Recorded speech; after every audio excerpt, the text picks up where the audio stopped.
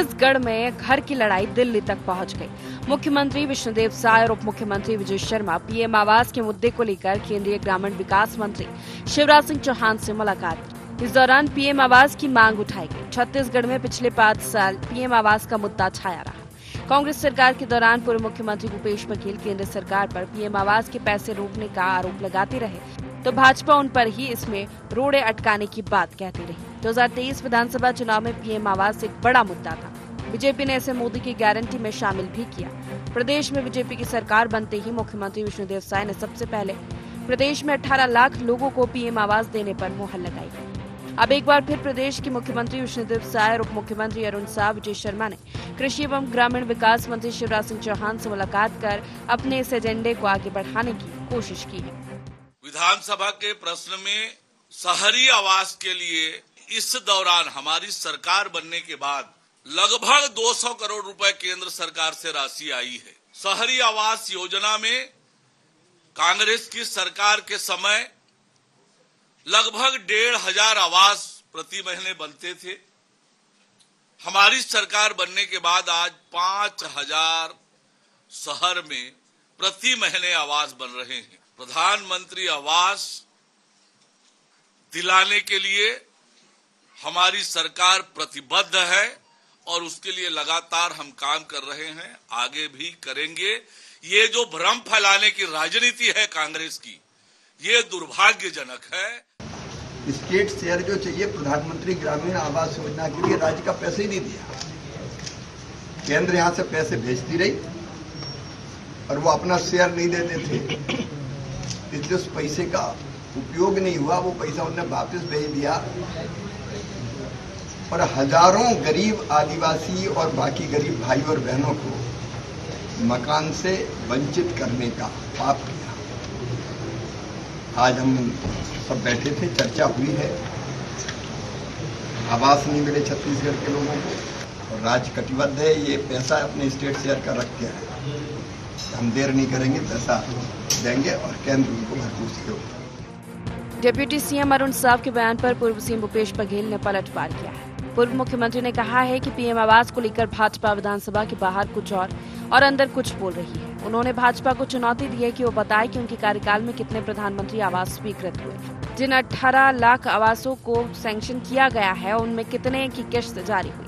2022 में 5 करोड़ मकान बनाने का दावा किया गया था, उसमें कितने आवास पूरे हुए। भाई विधानसभा के बाहर क्या आप बोल रहे हो और विधानसभा के अंदर क्या बोल रहे हो, और उसमें एक भी स्वीकृत नहीं किया। और स्वीकृत किए तो बता दें भाई।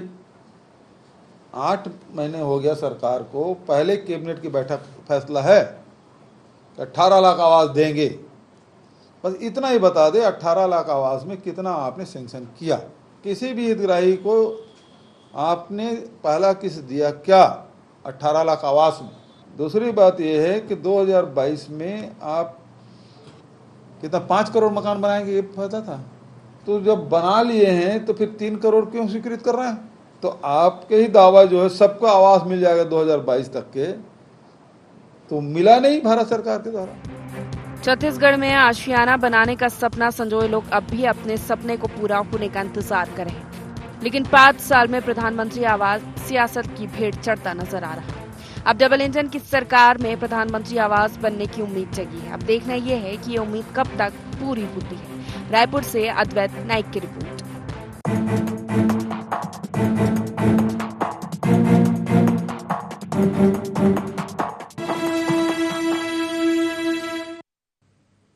नमस्कार, गुहार छत्तीसगढ़ आवास आस और सियासत में आपका स्वागत है और मैं हूं आपके साथ खुशी व्यास। तो देखिए, छत्तीसगढ़ में प्रधानमंत्री आवास पर एक बार फिर से सियासी किटकिट शुरू हो चुकी है। कांग्रेस सरकार के द्वारा पीएम आवास को लेकर जमकर सियासी बवाल मचा हुआ था। अब हाल ही में हुए विधानसभा के मानसून सत्र में प्रधानमंत्री आवास पर सदन गरमाया। मुख्यमंत्री विष्णुदेव साय समेत उप मुख्यमंत्री अरुण साह, विजय शर्मा ने दिल्ली का दौरा किया। केंद्रीय मंत्री शिवराज सिंह चौहान जी से मुलाकात की और इसके बाद राज्य में एक बार फिर से सियासत का गरमाना शुरू हो चुका है। पीएम आवास योजना, इसको लेकर शुरुआती दौर से ही सियासत जो है गरमाती हुई नजर आ रही है। विपक्ष की बात कर ले, सत्ता पक्ष की बात कर ले, आरोप एक दूसरे पर है, लेकिन मुद्दा यह है कि जनता के बीच वो लाभ क्यों नहीं पहुंच पा रहा है। आखिर समस्या कहां आ रही है, कहां ये योजना जिसका लाभ है ये रुका हुआ है, और आखिर क्यों विपक्ष और सत्ता पक्ष के बीच आरोप प्रत्यारोप का जो दौर है वो लगातार जारी है। तो आज इसी मुद्दे को लेकर हम चर्चा करेंगे। चर्चा की शुरुआत करें उससे पहले गौहार पॉइंट्स जान लेते हैं। पीएम आवास पर क्यों नहीं थम रही सियासत? हितग्राहियों को आवास न मिलने का कौन जिम्मेदार? भूपेश सरकार में क्यों नहीं पूरी हुई आवास की आस? क्या सियासत की भेंट चढ़ रहा आशियाने का सपना? तो इन्हीं सब मुद्दों को लेकर आज हम चर्चा करेंगे। चर्चा की शुरुआत करें उससे पहले खास मेहमान हमारे साथ जुड़ चुके हैं। सबसे पहले आपका परिचय करवा देती हूँ। 3 खास मेहमान हमारे साथ जुड़ चुके हैं। केएस चौहान जी बीजेपी प्रवक्ता हमारे साथ जुड़ चुके हैं। कांग्रेस प्रवक्ता अनिल चौहान जी हमारे साथ जुड़ चुके हैं। इसी के साथ वरिष्ठ पत्रकार जी के शर्मा जी भी हमारे साथ जुड़ चुके हैं। आप तीनों ही मेहमानों का बहुत बहुत स्वागत है इस चर्चा में। तो केएस चौहान जी, सबसे पहले आप ही के पास आना चाहूंगी। देखिए, पुरानी बातों पर नहीं आऊंगी मैं, और अगर आना भी है तो पहले, क्योंकि अभी आपकी सरकार है, कहा जाता है ना कि मुझे रहबरों से गिला नहीं, तेरी रहबरी का सवाल है। फिलहाल तो सरकार आपकी है, लेकिन जो पीएम आवास का जो लाभ है वो अभी तक अटका हुआ है। आखिर ऐसा क्यों? ठीक है, आप पहले भी सरकार पर आरोप लगा रहे हैं कि उन्होंने पहले अटकाया था, लेकिन अभी तो 6 महीने हो चुके हैं। देखिए खुशी जी, मुख्यमंत्री के आवास में जाने से पहले मुख्यमंत्री जी ने कैबिनेट में ये पास किया और उसके बाद कलेक्टरों को आदेश दिया प्रोसीजर चालू करने के लिए। उसके बाद हमारे मुख्यमंत्री विष्णुदेव साय जी अपने निवास पे जाते हैं, मुख्यमंत्री निवास पे प्रवेश करते हैं। ये इनका संकल्प था और ये मोदी जी की गारंटी थी कि जैसी हमारी सरकार आएगी 18 लाख आवास जो रुके हुए हैं छत्तीसगढ़ के, वो निश्चित रूप से जाएंगे। क्यों? क्योंकि पिछली सरकार राज्यांश देने में अक्षम थी। राज्यांश देने में उन्होंने कोताही बरती। राज्यांश देने के लिए उन्होंने कोई दिलचस्पी नहीं दिखाई। राज्यांश देने के लिए उन्होंने पीएम आवास में लोगों को छत देने के लिए कोई भी कदम नहीं उठाया, जानबूझ के नहीं उठाया। क्यों? क्योंकि ये उठवाना नहीं चाहते थे और उसके कारण इन्होंने छत जो गरीबों की हटाई, उसके कारण आज छत्तीसगढ़ की जनता ने उनको खदेड़ फेंका। 10,000 करोड़ रुपए का घाटा हुआ। केंद्रांश का पैसा आया था, समय सीमा खत्म होने के बाद केंद्रांश का पैसा चले गया। ये क्यों हुआ? और उसके बाद खुशी जी, ये बहुत बड़ी बात है कि चौथे साल में जब प्रश्नकाल के दौरान सदन में पूछा जाता है कि आपने कितना पैसा प्रधानमंत्री आवास योजना के तहत जमा किया, तो वहां के जो संबंधित मंत्री थे उन्होंने ये कुछ नहीं बोला कि हम इतना पैसा दिया या इतना पैसा नहीं दिया। वो गोलमोल बातें करके उस प्रश्न को हटा दिया। और क्यों? क्योंकि इनके पास उत्तर ही नहीं था। दूसरी बात, एक भी रुपया, एक भी आवास इन्होंने नहीं दिया। इन्होंने दिया, लेकिन कौन सा आवास दिया? जो हमने रमन सिंह की सरकार ने जो पैसा स्वीकृत किया था, जो पैसा दिया था, वो बनते बनते इनकी सरकार आ गई, वो वाला इन्होंने चाबियां दी और उसी के नाम पे अपना सेहरा बांध रहे हैं। जैसे कि हमारे अभी साथी प्रवक्ता बोल रहे हैं कि हमने इतना आवास दिया। ये मैं क्लियर कर दूं पहले ही कि वो पैसा जो है वो रमन सरकार ने दिया था और आप इसका सेहरा खुद अपने इस डिबेट में बांधिएगा मत। एक भी रुपया आपने दिया नहीं। वो सदन में पूरा क्लियर हो चुका था। आपके संबंधित जो मंत्री थे उन्होंने कोई भी स्वीकार नहीं किया कि हमने इतना पैसा दिया। एक भी 5 साल में एक भी बजट में ऐसा कोई प्रावधान नहीं किया गया था कि उसमें आवास का पैसा दिया जाए। अब हम अपनी सरकार की बात करते हैं। कुछ जो प्रोसीजरल होता है, जो प्रोसीजर होता है, वो प्रोसीजर कलेक्टरों को दे दिया गया था। प्रोसीजर के हिसाब से सूची बनाई गई है। 30,000 परिवार का जो आवेदन है वो स्वीकृत भी कर दिया गया है। उनको स्वीकृति का लेटर भी दे दिया गया है 30,000 लोगों का। अब आगे का प्रोसीजर चालू होगा, पैसा वहां से आना चालू होगा और वो जल्दी ही होगा। और यहाँ से जब केंद्रांश आ जाएगा तब ये प्रक्रिया है, जब केंद्रांश आ जाए देर आए दुरुस्त आए। चलो, प्रक्रिया को लेकर कम से कम जिम्मेदारी तो किसी ने उठाई। चलिए अनिल जी से जवाब ले लेती हूँ। अनिल जी, देखिए बड़ा आरोप है आपकी सरकार पर। ठीक है, आपके कई तरह के आरोप है बीजेपी पर कि आपकी सरकार 6 महीने से ज्यादा की हो चुकी है, अभी तक आपने पीएम आवास की योजना का लाभ नहीं उठाया। लेकिन आपकी सरकार की ओर देखा जाए 5 साल सरकार रही, आप ये आरोप है कि अड़ंगा आपने लगाया है पीएम आवास योजना पर, केंद्र से पैसे आए फिर भी नहीं दिए गए, ऐसा क्यों? तुलसी जी, भारतीय जनता पार्टी ने 2014 में जब केंद्र में बागडोर संभाली, उसी समय से प्रधानमंत्री जी कह रहे थे कि 2022 तक हर व्यक्ति को छत देने का काम भारतीय जनता पार्टी की सरकार करेगी। आज आप बताइए, 2022 को बीते 2 साल हो गया और ये कह रहे हैं 5 करोड़ नए आवास स्वीकृत करेंगे।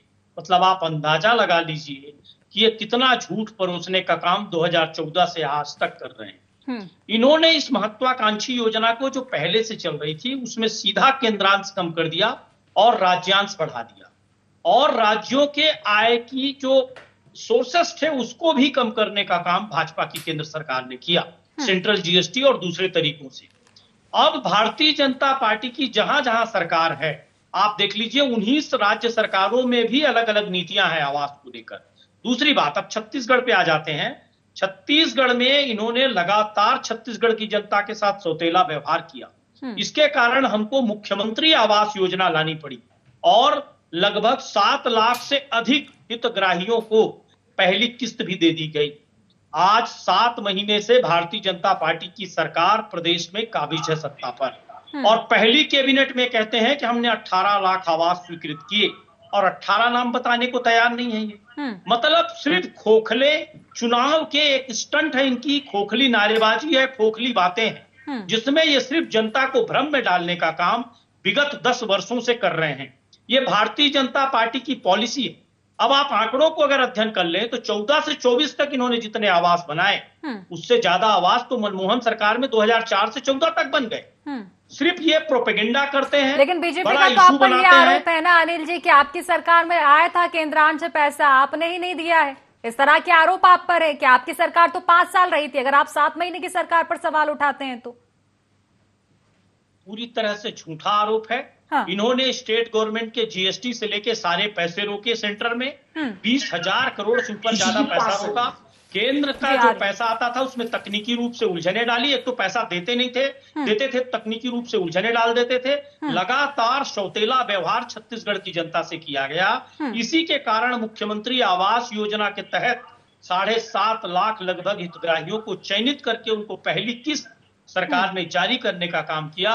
उनको भी ये दूसरी किस्त नहीं दे पा रहे हैं 7 महीने में। लगातार छत्तीसगढ़ ही नहीं, पूरे हिंदुस्तान की जनता को अगर सर्वाधिक किसी विषय पर छलने का काम हुआ तो पीएम आवास योजना में ही छलने का काम। चलिए ठीक है, जवाब दे दीजिए केस चौहान जी, क्यों सौतेला व्यवहार किया जा रहा है छत्तीसगढ़ के साथ? मेरे को बहुत दुख हो रहा है कि प्रसिद्ध चैनल में बैठ के सरासर झूठ बोल रहे हैं।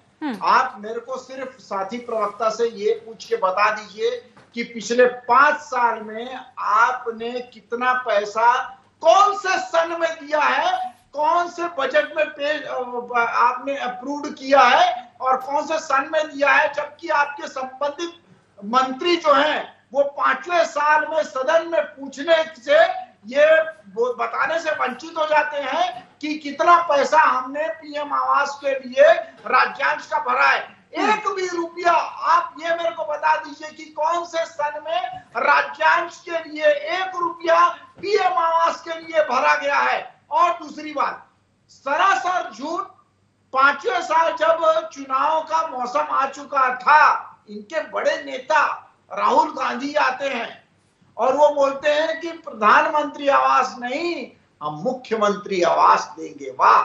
और उसके बाद बोलते हैं, जब ये आम छत्तीसगढ़िया ये आवाज उठाना चालू कर देता है, रोड में उतरना चालू कर देता है, सदन में बातें चालू हो जाती हैं, उसके बाद उसको ढकने के लिए इनके सबसे बड़े सिपा सलार आते हैं और वो बोलते हैं कि हम देंगे, हम देंगे 10 लाख लोगों को। उनका कहना है कि केंद्रांश आपने कम किया था, सौतेला व्यवहार किया छत्तीसगढ़ के साथ, क्योंकि वहां आपकी सरकार नहीं थी। ठीक, 25,000 रुपया 1,500 लोगों को दिया गया।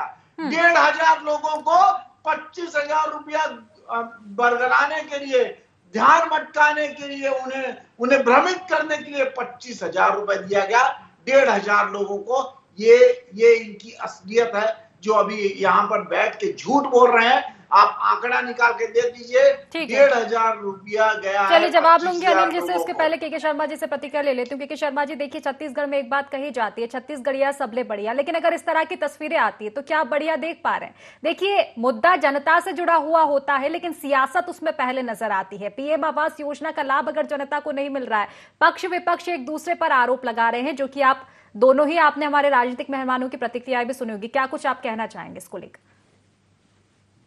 प्रधानमंत्री आवास योजना जो है ये गेम चेंजर साबित हुआ था अभी विधानसभा चुनाव में, क्योंकि 18 लाख आवास की बात भाजपा ने कही थी। इससे पहले की स्थिति में हम कहें तो टीएस सिंहदेव का एक बयान देखेंगे जिसमें वो कहते हैं कि बैंक से लोन लेकर राशि दी जाती थी इससे, और उस समय जो है इनका लिमिट टाइट हो गया था, जिसके चलते बैंक लोन में देरी हुई। अब जब बैंक लोन स्वीकृत होने लगा, जब बैंक सामने आने लगे लोन देने के लिए, तब तक केंद्रांश जो है वो वापस चले गया था। अब एक बात हुई, दूसरी चीज उस समय एक जानकारी आपको होगी, जो बात अभी कह रहे हैं कि सेंट्रल एक्साइज का 22,000 करोड़ रुपए और कोयला पेनाल्टी का 4,140 करोड़ रुपए नहीं मिला है।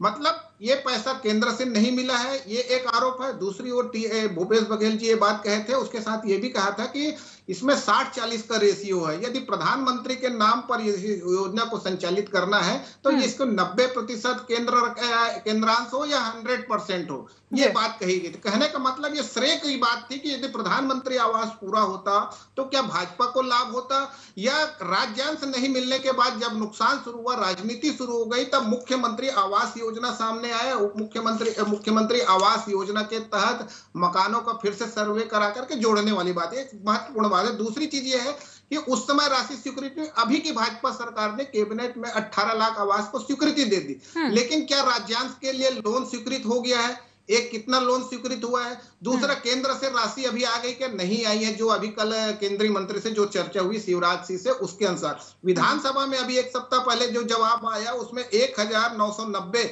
आवास जो है वो अभी जो स्वीकृति के लिए, डीपीआर स्वीकृति के लिए केंद्र के पास से ये जवाब आया था। कहने का तात्पर्य यह है कि प्रधानमंत्री आवास योजना राजनीतिक रूप से एक महत्वपूर्ण रहा है और जो गेम चेंजर साबित हुआ कहा, तो वो विधानसभा चुनाव में भाजपा लाभ ले चुकी है। अब चूंकि डबल इंजन की सरकार है तो इन लोगों को, चाहे वो आप इसमें 2-3 प्रकार के आ रहे हैं, चाहे जो आवास स्वीकृति है उसकी बात करें, स्थायी प्रतीक्षा सूची की बात करें या आवास प्लस की बात करें, तमाम आंकड़े अभी जारी हुए हैं। तो इन लोगों को आवास कब तक मिल पाएगा? और जो अभी का बात कही गई विधानसभा में 3 करोड़ नए आवास, 5 करोड़ की बात कह रहे थे अभी, वो 3 करोड़ आवास जो नए स्वीकृत हुए हैं उसके अंतर्गत अब जो राशि स्वीकृत होगी उसमें से छत्तीसगढ़ को केंद्रांश मिलेगा और फिर बैंक लोन के माध्यम से राज्य पैसा देगी, क्योंकि इसमें बजट का शायद सरकार पैसा नहीं लगाती है, और जो इसमें राज्यांश, जो बैंक लोन के बाद केंद्रांश मिल करके ये आवास पूरा होना है।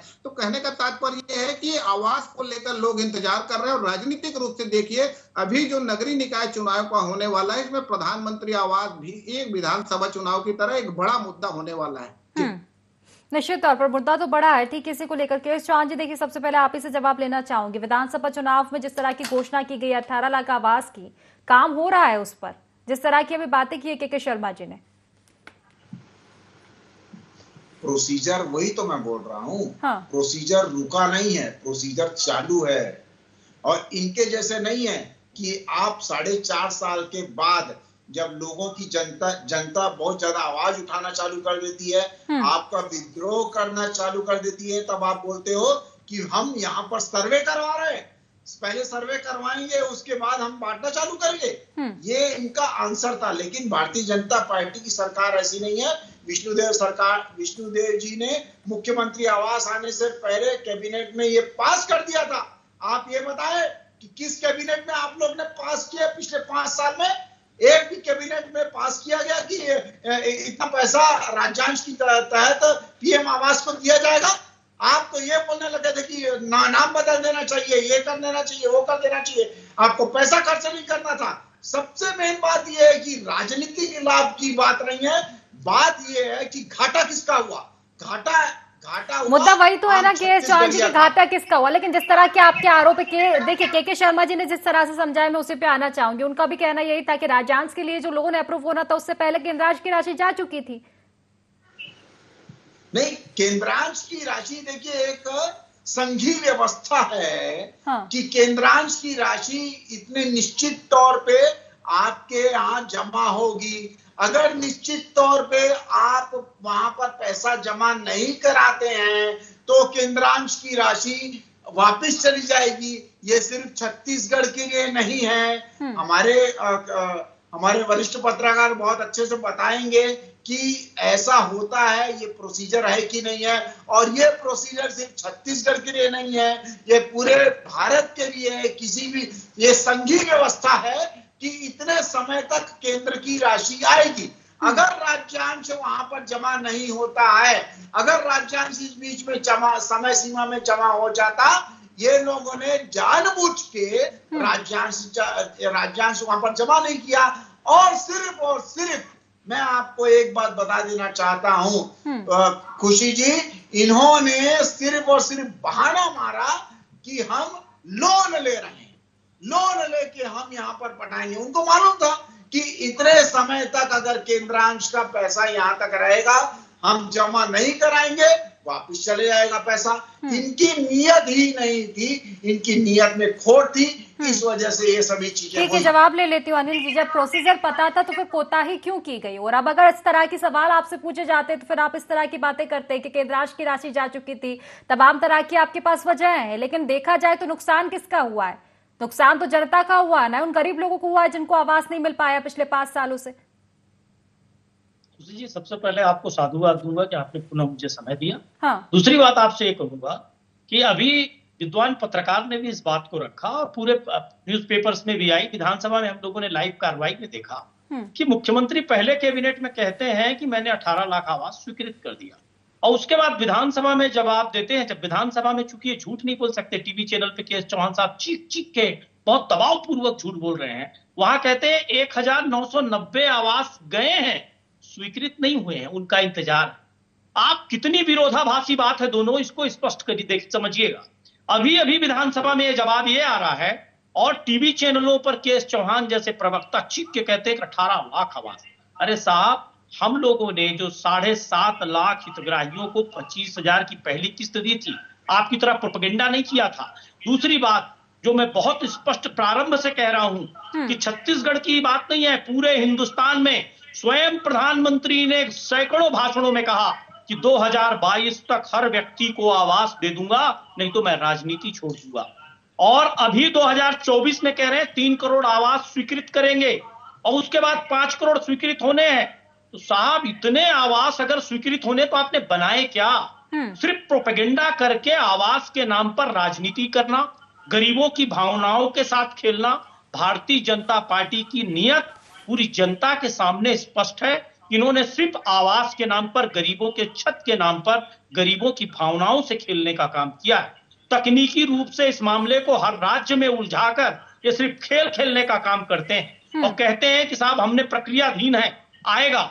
कभी जो भारतीय जनता पार्टी शासित राज्य हैं, वहां तक की स्थिति आप देख लीजिए, जहां लगातार 10-10 वर्षों से, 15-15 और 20 वर्षों से शासन है मध्य प्रदेश में, उत्तर प्रदेश में, वहां की स्थिति देख लीजिए। छत्तीसगढ़ के साथ तो इनका सौतेला व्यवहार जगजाहिर है। जो भी गैर भाजपा शासित राज्य हैं, वहां अगर सक्रियता और संवेदनशीलता से कोई सक्रिय है तो इनका ईडी, आईटी, जो गुर्गों की तरह वहां की सरकार कैसे गिराई जाए, दलों को कैसे तोड़ा जाए, चलिए ठीक है, क्योंकि समय की कमी, बोली कैसी लगाई जाए, समय की कमी। अंतिम प्रतिक्रिया लूंगी के शर्मा जी से। जी के शर्मा जी से अंतिम प्रतिक्रिया लूंगी। के शर्मा जी, देखिए फिलहाल एक बार फिर से मुद्दा क्योंकि आवास का गूंजा है और जिस तरह से देखिए केंद्रीय मंत्री शिवराज सिंह चौहान जिससे भी बात की गई है, इस मुद्दे को लेकर चर्चा हुई है डेप्यूटी सीएम की, कितनी संभावनाएं आप देख पा रहे हैं? क्योंकि राजनीतिक प्रतिक्रियाओं पर हम जाएंगे तो आपने भी सुना है आरोप प्रत्यारोप का जो दौर है वो यहाँ भी देखने को मिला है, लेकिन एक स्पष्ट जवाब नहीं मिल पाया है कि आखिर जिम्मेदार कौन रहा है। कैसे देखते हैं आप?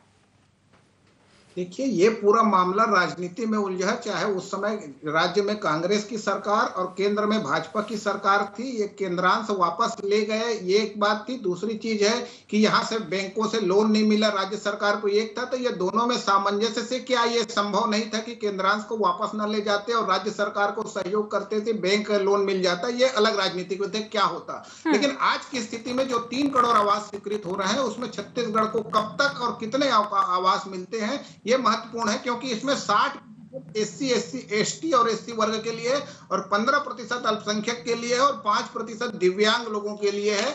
और कहने का तात्पर्य यह है कि कांग्रेस शासन काल में आबादी का पट्टा को लेकर, रेरा पंजीयन में छूट को लेकर और पर्यवेक्षण हेतु संस्था और वास्तु दोष के लिए भी एक जो समिति बनाई गई थी, जिनको निर्देश दिया गया था, संस्थाएं तय की गई थी। इसके लिए इनको सम्मान भी मिला हुआ था। नक्सल प्रभावित क्षेत्रों में आवास बनाने की बात है। आप देख रहे हैं कि लगातार नक्सली उन्मूलन का काम चल रहा है और 2 साल में 3 साल में जो समाप्त करने की बात कर रही है, उसमें प्रधानमंत्री आवास योजना की एक महत्वपूर्ण भूमिका होगी। क्योंकि 3000 से ज्यादा बसहाट है बस्तर में, नक्सल प्रभावित क्षेत्रों में। यदि इनको आवास मिलता है, पानी निश्चित मिलता है, तौर पर शौचालय बिल्कुल की कहा सुविधा जा मिलती है, सकता है राशन कि शर्मा जी के बिल्कुल ये राजनीति में उलझा हुआ विषय है। लेकिन देखने वाली बात होगी, एक बार फिर से उम्मीदें तो क्योंकि जागी है, लेकिन उम्मीदों पर कितना खरा उतर पाएगी ये योजना, अब ये देखने वाली बात होगी। फिलहाल समय सीमा की कमी के चलते चर्चा को यहीं समाप्त करूंगी। आप तीनों मेहमानों का बहुत बहुत शुक्रिया। तो देखिए, पीएम आवास योजना जो एक नया विषय नहीं है छत्तीसगढ़ में सियासत का। सियासत सदन में भी गरमाई थी, सदन के बाद एक बार फिर से राज्य में ये सियासत गरमा चुकी है। हालांकि देखने वाली बात होगी, गरीबों को आवास का सुख कब मिल पाता है या फिर इस मुद्दे पर सिर्फ राजनीतिक रोटियां ही सेक पाती है। तो फिलहाल गुवाहाटी छत्तीसगढ़ में बस इतना ही। आप बने रहिए IND24 के साथ। नमस्कार।